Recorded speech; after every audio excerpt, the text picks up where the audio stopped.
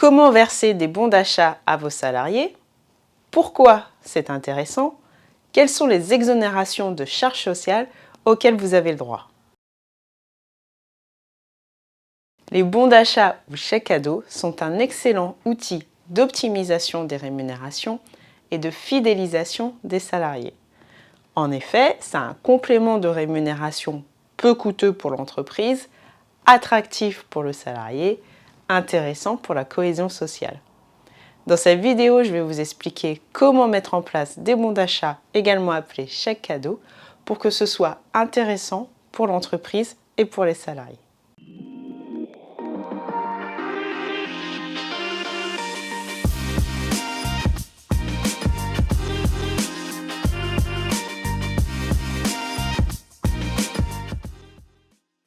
Je suis Solène Coriol, expert comptable, commissaire aux comptes, coach professionnel. Mon outil conseille à vous donner de l'information, des astuces et des outils pour vous aider à augmenter la rentabilité de votre business. Parce que pour moi, l'entrepreneuriat est une affaire de passion. J'adore partager avec vous chaque semaine mes conseils en finance d'entreprise, en fiscalité, en ressources humaines. En description, vous trouverez les liens vers mes sociétés. Koi Finance, une société d'expertise comptable qui met l'accent sur la proximité client. Koi Coaching, une société d'accompagnement à la création d'entreprise. Et mon offre de formation pragmatique, directement applicable à votre business et éligible CPF.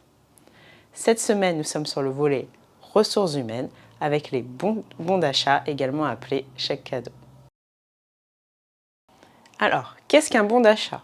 Alors, dans cette vidéo, je vais utiliser indifféremment chèque cadeau ou bon d'achat. Ce sera la même chose ici.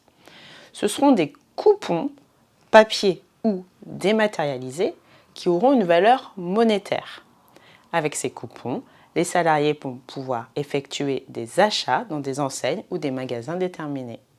Les bons d'achat peuvent être attribués aux salariés par le CSE, le Comité social et économique, ou, s'il n'y a pas de CSE, par l'employeur. Ce sera le cas notamment dans les entreprises de moins de 11 salariés.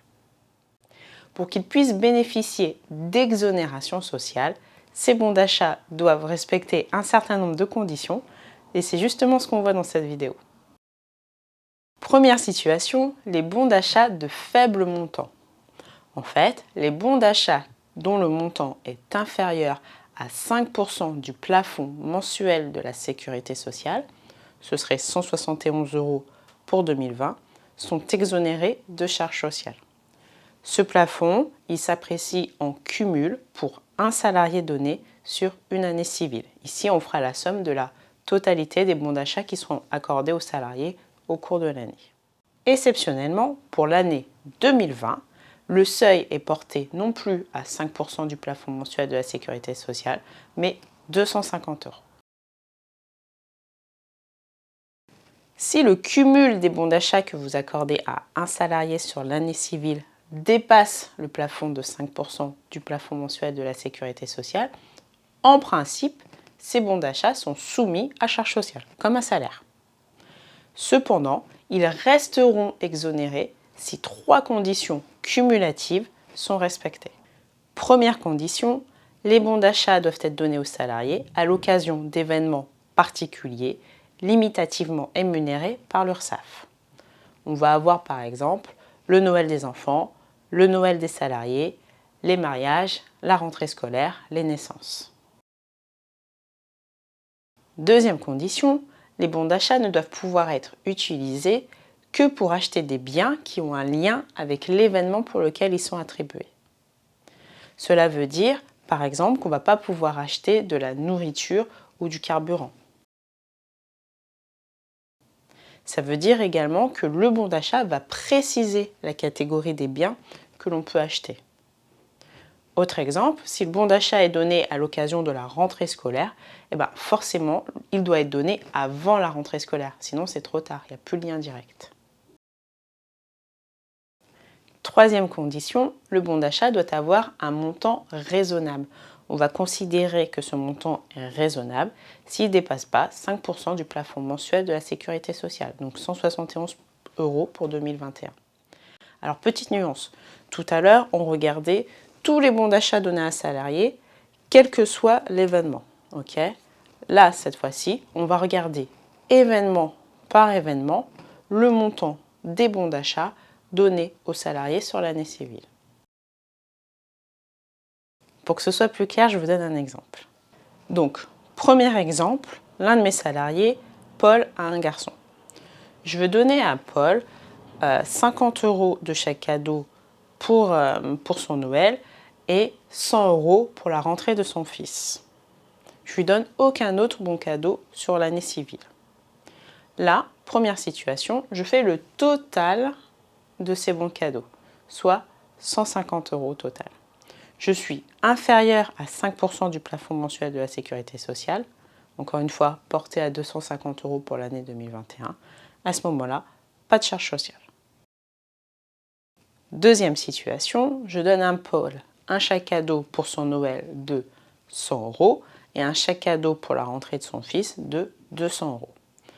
Encore une fois, je fais le cumul des deux, 300 €, on dépasse le plafond de la sécurité sociale, enfin le plafond de 5% de la sécurité sociale. Ok ? Qu'est-ce que je fais? Je vais regarder événement par événement. Premier événement, le Noël. Pour le Noël, je vais donner au total 100 €. Je suis inférieur au seuil de 5%. Ce bon-là sera exonéré de charges sociales. Deuxième événement, la rentrée de son fils. Je lui ai donné au total 200 €. Là, je dépasse 5% du plafond mensuel de la sécurité sociale. À ce moment-là, ce bon-là et seulement celui-ci est soumis à charge sociale. Attention, dès le premier euro. Dernier point et pas des moindres, les gérants et mandataires sociaux n'ont hélas pas le droit aux bons d'achat et aux chèques vacances. Voilà, j'espère que cette vidéo vous donnera des idées. Si vous le souhaitez, vous pouvez m'envoyer un mail à communication@coi-du6finance.fr. Si vous aimez ma pédagogie, je serais ravie que vous me rejoigniez dans l'une de mes formations, donc éligible CPF, pragmatique directement applicable à votre business. Tous les liens sont dans la description. Et surtout, n'oubliez pas notre deal. Moi, j'adore partager avec les chefs d'entreprise ambitieux mes connaissances en finance d'entreprise, en fiscalité, en ressources humaines.